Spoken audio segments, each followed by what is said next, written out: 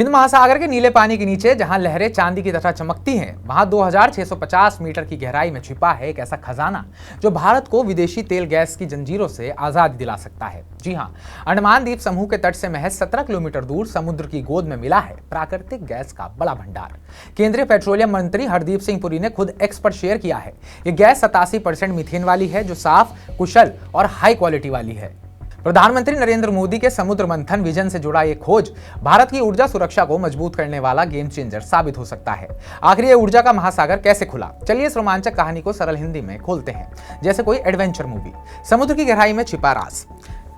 ये खोज श्री विजयपुरम 2 वेल में हुई, जो अंडमान के पूर्वी तट से 17 किलोमीटर दूर है। 295 मीटर पानी की गहराई में ड्रिल किया गया। ऑयल इंडिया लिमिटेड ने अपने एक्रेज लाइसेंसिंग पॉलिसी के तहत ये काम किया।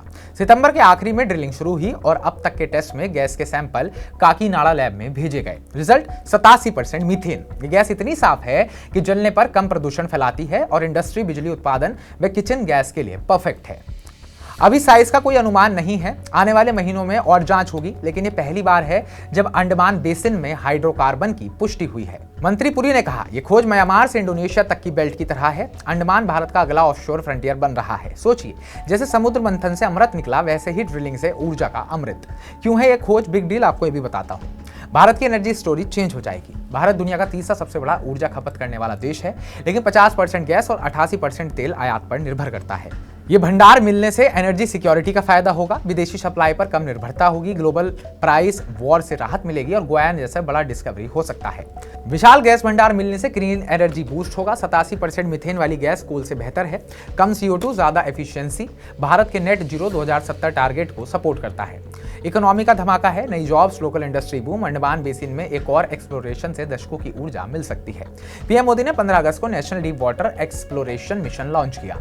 समुद्र मंथन मोड में ऑफशोर रिजर्व खोजने का यह खोज उसी का पहला फल है। अब ONGC जैसी कंपनियां और तेजी से ड्रिल करेंगी। अंडमान निकोबार द्वीप समूह, जहां जंगल, बीच और रहस्यमय ट्राइब्स वहां बसती हैं, वहीं अब ऊर्जा का हब भी बन रहा है। यह basin Bengal Arakan sedimentary system का हिस्सा है, जहां म्यांमार, इंडोनेशिया में पहले ही डिस्कवरी हो चुकी है। लेकिन आगे चुनौतियां भी हैं। डीप वाटर ड्रिलिंग महंगी होती है, पर्यावरण को बचाना जरूरी है, फिर भी यह भारत को ऊर्जा आत्मनिर्भर बनाने का बड़ा स्टेप है। अब आगे क्या? समुद्र मंथन जारी है, अभी कमर्शियल वैलिडेशन बाकी है, लेकिन एक्सपर्ट्स कहते हैं यह दशकों का फ्यूचर सिक्योर कर सकता है। मंत्री पुरी ने ट्वीट किया, ऊर्जा कहानी में नया चैप्टर खुला है, एक्सपर्ट लोग उत्साहित हैं, अंडमान से अमृत निकला।